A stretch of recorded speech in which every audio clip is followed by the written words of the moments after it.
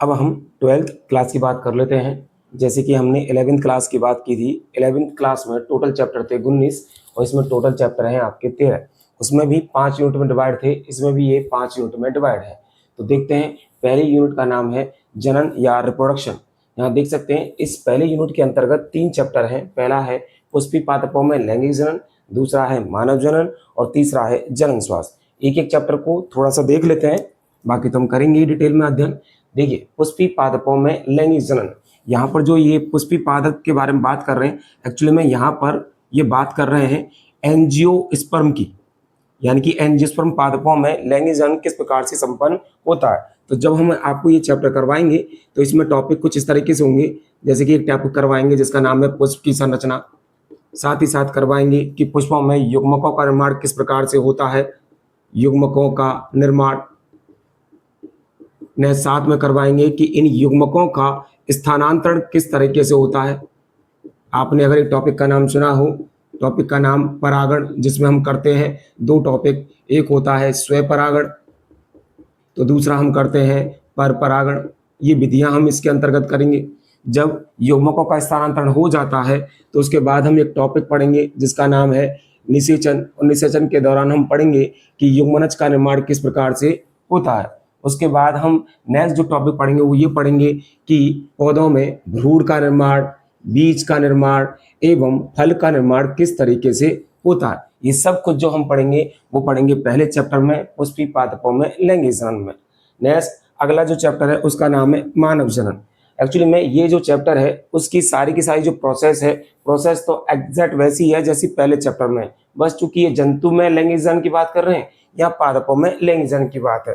तो यहाँ पर भी हम जैसे कि टॉपिक करेंगे, एक टॉपिक होगा जिसका नाम है नरजनन तंत्र, जिसके अंतर्गत हम वृषण की संरचनाएं और सहायक ग्रंथियों की बात करेंगे। न साथ में यहाँ पर हम बात करेंगे मादा जनन तंत्र की। मादा जनन तंत्र में उसी तरीके से हम अंडाशय की संरचना की बात करेंगे। साथ ही साथ इन टॉपिक्स में भी हम इस तरीके से बात करेंगे कि इनमें भी युग्मकों का निर्माण किस प्रकार से होता है, जैसे युग्मक, शुक्राणु और दूसरा अंडाणु, इन युग्मकों का निर्माण किस प्रकार से होता है। नेक्स्ट फिर बात करेंगे कि इन युग्मकों का स्थानांतरण किस विधि से होता है, जैसे कि मैथुन क्रिया से, ये हम इसमें पढ़ेंगे। उसके बाद हम पढ़ेंगे कि जंतुओं में या मानव में निषेचन की क्रिया किस प्रकार से संपन्न होती है, और जब निषेचन की क्रिया हो जाती है तो उसके बाद युग्मनज का निर्माण किस प्रकार से होता है। फिर पढ़ेंगे कि युग्मनज से एक भ्रूण या कहें तो एक शिशु का निर्माण किस प्रकार से होता है। ये सारी जो प्रक्रियाएं वो हम पढ़ेंगे चैप्टर नंबर 2 मानव जनन में। लास्ट इस यूनिट का 3rd नंबर का चैप्टर जिसका नाम है जनन स्वास्थ्य। इस चैप्टर के अंतर्गत हम पढ़ेंगे कि पहला तो जननिक रूप से स्वस्थ कैसे रहा जाए, पहला पढ़ेंगे ये। नेक्स्ट इसके अंतर्गत एक विधि आएगी जिस विधि का नाम है एमनियोसेंटेसिस, ये टॉपिक इसके अंतर्गत पढ़ेंगे। इसके अलावा इस टॉपिक के अंतर्गत हम पढ़ेंगे कि गर्भधारण से बचने के लिए कौन कौन सी विधियां हैं, गर्भधारण से बचने के लिए कौन कौन सी विधियां हैं। नेक्स्ट इसके अलावा पढ़ेंगे कि जो बंद दंपत्ति होते हैं वो संतान प्राप्ति किस प्रकार से कर सकते हैं, तो एक टॉपिक पढ़ेंगे जिसका नाम है बंध्यता। इसके अलावा एक टॉपिक और पढ़ेंगे जिसका नाम है यौन संचारित रोग, जैसे कि आपने एक रोग के बारे में सुना होगा जिसका नाम है एड्स। तो इस तरीके से आपकी पहली यूनिट होती है खत्म। नेक्स्ट अगली यूनिट की बात करते हैं। नेक्स्ट 2nd यूनिट करते हैं जिसका नाम है आनुवंशिकी तथा विकास। इसके अंतर्गत भी 3 ही चैप्टर हैं। पहला है इसके अंतर्गत वंशांगति और विविधता के सिद्धांत, दूसरा है वंशांगति का आणविक आधार और लास्ट तीसरा इसमें है विकास। एक एक करके टॉपिक्स के बारे में बात कर लेते हैं कि इसके अंतर्गत हम कौन कौन से टॉपिक पढ़ेंगे। सबसे पहला चैप्टर जो है वो है वंशांगति और विविधता के सिद्धांत।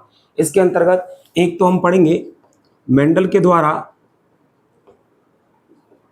मटर के पौधे पर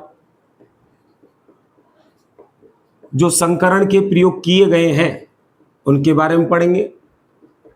नेक्स्ट मेंडल ने वंशांगति के कौन कौन से नियम दिए हैं, जैसे कि प्रभाविता का नियम, दूसरा है स्वतंत्र अपव्यूहन का नियम, और तीसरा एक नियम है जिसका नाम है पृथक्करण का नियम। ये तीनों नियम इसमें पढ़ेंगे। नेक्स्ट एक बड़ा टॉपिक आएगा जिसका नाम है सहलग्नता, वो इस चैप्टर के अंतर्गत पढ़ेंगे। साथ ही साथ एक टॉपिक कि जीवों के लिंग का निर्धारण किस प्रकार से किया जाता है, तो एक टॉपिक पढ़ेंगे जिसका नाम है लिंग निर्धारण। और एक टॉपिक जिसका नाम है उत्परिवर्तन, यानी जीवों के जीन या गुणसूत्र में किस प्रकार से परिवर्तन उत्पन्न होते हैं, जिन्हें हम उत्परिवर्तन कहते हैं, तो वो किस प्रकार से होते हैं उनके बारे में पढ़ेंगे। और लास्ट एक टॉपिक इस चैप्टर का जो होगा उसमें हम कुछ आनुवांशिक रोगों के बारे में पढ़ेंगे। इस तरीके से ये आपका चैप्टर होगा, थोड़ा बड़ा है। नेक्स्ट अगला जो चैप्टर है उसका नाम है वंशांगति का आणविक आधार। पूरी की पूरी 12th क्लास में ये सबसे बड़ा चैप्टर है। देखिए इसके अंतर्गत कौन कौन से टॉपिक पढ़ेंगे। सबसे पहला जो टॉपिक होगा वो होगा कि डीएनए आरएनए के बारे में अध्ययन करेंगे, यानी उनकी संरचना के बारे में अध्ययन करेंगे, जहां पर आपको आरएनए के विभिन्न प्रकार देखने को मिलेंगे, एमआरएनए, टीआरएनए और आरआरएनए, इनके बारे में यहाँ अध्ययन करेंगे। नेक्स्ट फिर उसके बाद करेंगे कि आनुवांशिक पदार्थ की खोज किस प्रकार से हुई, कि आनुवांशिक पदार्थ डीएनए होता है, आरएनए होता है या प्रोटीन होता है, ये खोज किस प्रकार से हुई, इसके बारे में पढ़ेंगे।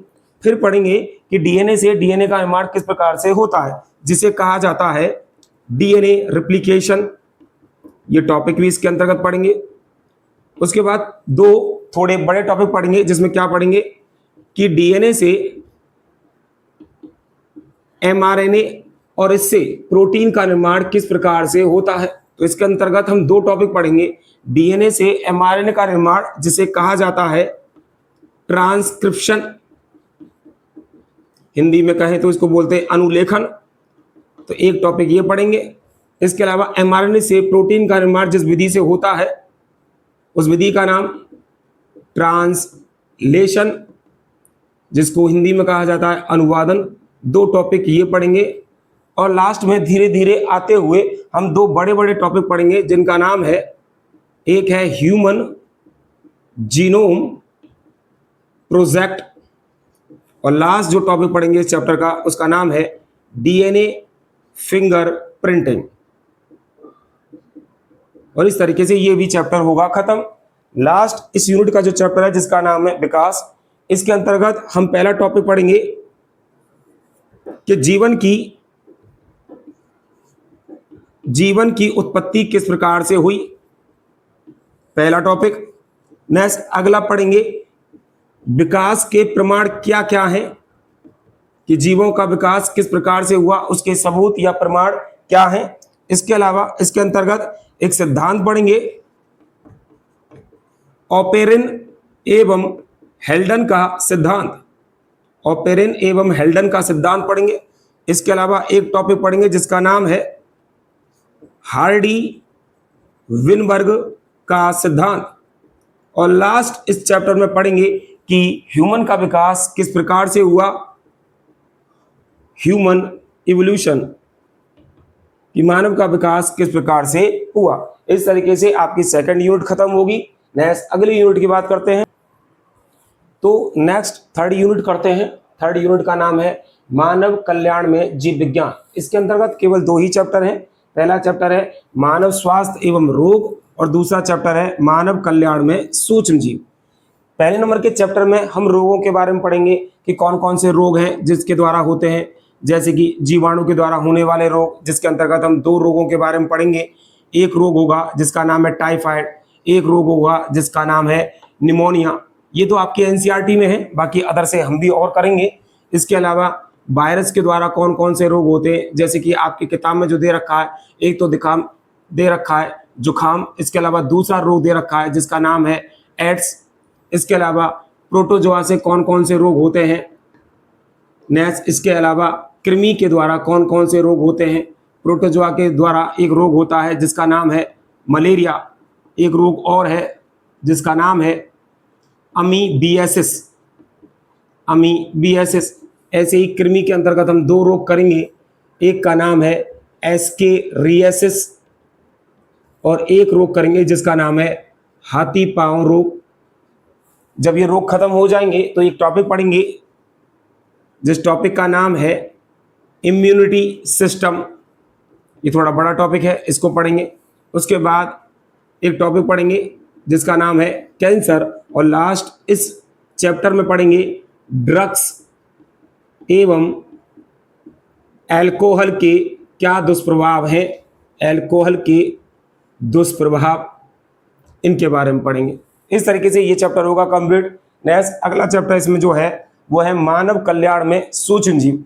इसके अंतर्गत हम उन सूक्ष्म जीवों के बारे में पढ़ेंगे जो कि मानव के लिए फायदेमंद हो सकते हैं, जैसे कि जीवाणु, जैसे कि ब्लू ग्रीन एल्गी यानी नील हरित शैवाल, कि ये क्या फायदेमंद हो सकते हैं मनुष्य के लिए, मनुष्य के लिए कैसे फायदेमंद, जैसे कि औद्योगिक उत्पाद बनाने में कौन से सूक्ष्म जीव है औद्योगिक उत्पाद में। एग्जाम्पल के लिए बात कर सकते हैं लाइक अल्कोहल या कोई मेडिसिन।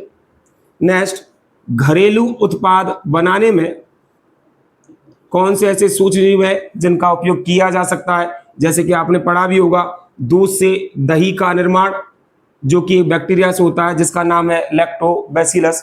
इसके अंतर्गत हम एक टॉपिक पढ़ेंगे कि बायोगैस के निर्माण में सूक्ष्म जीव किस प्रकार से सहयोग करते हैं, और लास्ट इस चैप्टर में पढ़ेंगे जैव उर्वरक में सूक्ष्म जीवों का योगदान। और इस तरीके से आपका ये चैप्टर भी खत्म होगा। ये चैप्टर थोड़ा छोटा है। नेक्स्ट अगली 4th नंबर की यूनिट की बात करते हैं। नेक्स्ट अगली यूनिट है यूनिट नंबर 4th, जिसका नाम है जैव प्रौद्योगिकी, इंग्लिश में कहें तो इसको बायोटेक्नोलॉजी। इसके अंतर्गत 2 चैप्टर हैं। पहला चैप्टर है जैव प्रौद्योगिकी के सिद्धांत एवं प्रक्रम, और दूसरा इसके अंतर्गत जो टॉपिक है चैप्टर है जैव प्रौद्योगिकी एवं उसके उपयोग। पहला देखते हैं जैव प्रौद्योगिकी के सिद्धांत एवं प्रक्रम। जब इस चैप्टर को स्टार्ट करेंगे तो सबसे पहला टॉपिक तो यही आएगा, जैव प्रौद्योगिकी के सिद्धांत कौन कौन से हैं। फिर उसके बाद एक टॉपिक आएगा RDNA टेक्नोलॉजी। यहाँ R का मतलब है हिंदी में कहें तो पुनर्योगज, इंग्लिश में कहें तो रिकॉम्बिनेंट। और इस टेक्नोलॉजी के माध्यम से हम सीखेंगे कि RDNA का निर्माण किस प्रकार से किया जाता है। एक तो टॉपिक आएगा ये। इसके अलावा एक टॉपिक आएगा जिसका नाम है जेल इलेक्ट्रोफोरेसिस, एक टॉपिक हम ये पढ़ेंगे। फिर एक टॉपिक है जिसका नाम है PCR, जिसकी फुल फॉर्म है पॉलीमरेज चेन रिएक्शन, एक टॉपिक पढ़ेंगे हम ये। और लास्ट इस चैप्टर का एक टॉपिक पढ़ेंगे जिसका नाम है बायो रिएक्टर। और इस तरीके से आपका ये चैप्टर होगा समाप्त। नेक्स्ट इस यूनिट का जो अंतिम चैप्टर है जिसका नाम है जैव प्रौद्योगिकी एवं उसके उपयोग। इस चैप्टर के अंतर्गत हम ये पढ़ेंगे कि बायोटेक्नोलॉजी का उपयोग अब तक किस किस क्षेत्र में हो चुका है, जैसे कि कृषि के क्षेत्र में, जैसे कि चिकित्सा के क्षेत्र में इनका उपयोग किस प्रकार से हो चुका है। कृषि के क्षेत्र में जैसे कि एग्जाम्पल बता दूं, BT कॉटन का निर्माण किस प्रकार से किया गया है। चिकित्सा के क्षेत्र में बायोटेक्नोलॉजी से इंसुलिन का निर्माण किस प्रकार से किया गया है, ये हम इस चैप्टर के अंतर्गत पढ़ेंगे। इसके अलावा एक टॉपिक आएगा जिसका नाम है जीन थेरेपी, ये इस चैप्टर में पढ़ेंगे। इसके अलावा लास्ट इसमें जो टॉपिक पढ़ेंगे जिसका नाम है ट्रांसजेनिक एनिमल, यानी कि पारजीनी जंतु कौन कौन से बनाए गए हैं उनके बारे में हम इसके बारे में पढ़ेंगे। नेक्स्ट लास्ट यूनिट नंबर 5, उसके बारे में देखेंगे। तो 12th क्लास की लास्ट यूनिट करते हैं जिसका नाम है पारिस्थितिकी, इंग्लिश में कहें तो इसको बोलेंगे इकोलॉजी। और इस यूनिट के अंतर्गत 3 चैप्टर हैं। पहला है जीव और समष्टियां, दूसरा है पारितंत्र इकोसिस्टम, और लास्ट इसका जो चैप्टर है वो है जैव विविधता एवं संरक्षण। चलो एक एक करके देख लेते हैं। सबसे पहला चैप्टर जो इसका है वो है जीव और समष्टियां। इसके अंतर्गत सबसे पहले तो हम ये पढ़ेंगे कि ये समष्टि क्या है, जैसे कि एक किसी विशेष क्षेत्र पर एक ही जाति के जीवों की संख्या कहलाती है समष्टि, उसके बारे में पढ़ेंगे। नेक्स्ट पढ़ेंगे कि समष्टि की जो वृद्धि है वो किस प्रकार से हो रही है। तो इससे संबंधित आपकी किताब में 2 मॉडल दे रखे हैं समष्टि की वृद्धि से संबंधित। एक दे रखा है मॉडल जिसका नाम है चरघातांकी मॉडल, और दूसरा मॉडल जो दे रखा है वो दे रखा है संभार तंत्र, जिसके अंतर्गत ये जानेंगे कि समष्टि की वृद्धि यानी कि जीवों की वृद्धि किस प्रकार से हो रही है। नेक्स्ट इसके अंतर्गत अगला जो टॉपिक पढ़ेंगे वो ये पढ़ेंगे कि समष्टि में जो जीव एक दूसरे के साथ रह रहे हैं वो आपस में किस प्रकार से पारस्परिक क्रियाएं कर रहे हैं। आपने कुछ पारस्परिक क्रियाओं के नाम सुने होंगे कि जीव जो होते हैं वो सहजीवी संबंध बनाकर भी रहते हैं। इसके अलावा कुछ जीवों में संबंध पाया जाता है परजीवी। इसके अलावा है सहोपकारिता, सहोपकारिता। इसके अलावा एक टॉपिक है जिसका नाम है सहजीविता। तो ये हम कुछ संबंधों के बारे में पढ़ेंगे जो समष्टि के जीवों के मध्य पाया जाता है। इस तरीके से आपका पहला चैप्टर खत्म होगा। नेक्स्ट अगला चैप्टर है जिसका नाम है इकोसिस्टम यानी कि पारितंत्र। इस चैप्टर के अंतर्गत पढ़ेंगे कि पारितंत्र का निर्माण किन किन घटकों से होता है। तो दो प्रकार के घटक होते हैं, एक होता है जैविक घटक और दूसरा होता है अजैविक घटक। अजैविक घटक के अंतर्गत जैसे कि प्रकाश है, तापमान है, जलवायुवीय कारक हैं, स्थलाकृतिक कारक हैं, नेक्स्ट इसके अलावा पानी है। तो ये सब किस में आते हैं? अजैविक घटक में। दूसरे जैविक घटक में जीव आते हैं जैसे कि उत्पादक, जैसे कि उपभोक्ता। उत्पादक में आते हैं पौधे और उपभोक्ता में आते हैं जंतु। तो पढ़ेंगे कि इकोसिस्टम में जैविक घटक और अजैविक घटक एक दूसरे को किस प्रकार से प्रभावित करते हैं, वो इस चैप्टर के अंतर्गत पढ़ेंगे। इसके अलावा एक टॉपिक जो बहुत अच्छा टॉपिक है जिसका नाम है खाद्य श्रृंखला एवं खाद्य जाल, इसके बारे में पढ़ेंगे। और लास्ट इसका जो टॉपिक होगा वो होगा पारिस्थितिक स्तूप यानी कि इकोलॉजिकल पिरामिड्स के बारे में पढ़ेंगे, जिसमें तीन तरह के आपको पिरामिड्स देखने को मिलेंगे। एक है जीव संख्या का स्तूप, दूसरा है ऊर्जा का स्तूप और तीसरा है जैव भार का स्तूप। ये तीन प्रकार के पिरामिड आपको इसमें पढ़ने को मिलेंगे। और इस तरीके से आपका चैप्टर नंबर 12 भी खत्म होगा। और इस यूनिट का लास्ट चैप्टर और इस किताब का जो लास्ट चैप्टर होगा उसका नाम है जैव विविधता एवं संरक्षण। तो सबसे पहले तो ये पढ़ेंगे जैव विविधता है क्या, जैव विविधता। फिर इसके बाद ये पढ़ेंगे कि भारत और पूरे विश्व में कौन कौन सी अलग अलग प्रजातियां पाई जाती हैं। तो ये पढ़ेंगे हम जैव विविधता के बारे में, अलग अलग प्रजातियों के बारे में। नेक्स्ट साथ ही साथ ये पढ़ेंगे कि जैव विविधता की क्षति किन कारणों से हो रही है। तो क्षति के पढ़ेंगे कारण, यानी कि जीव जो है वो विलुप्त किस कारण से हो रहे हैं। और फिर लास्ट इसमें टॉपिक पढ़ेंगे कि जैव विविधता को संरक्षित किस प्रकार से किया जा सकता है, यानी कि जीवों का संरक्षण किस प्रकार से किया जा सकता है। इस प्रकार से आपका चैप्टर नंबर 13 भी खत्म होगा। तो इस तरीके से हम आपको 11th और 12th का ज्ञान करवाएंगे। अब आपको सबसे पहले हम जो स्टार्ट करवाने वाले हैं वो है 12th क्लास। तो 12th क्लास का हम नेक्स्ट वीडियो में पहला चैप्टर आपको पढ़ाना स्टार्ट करेंगे। 11th क्लास के लिए अभी कुछ टाइम लगेगा, 5 से 10 दिन लग सकते हैं। उसके बाद हम 11th क्लास की भी वीडियो डालना शुरू कर देंगे। धन्यवाद।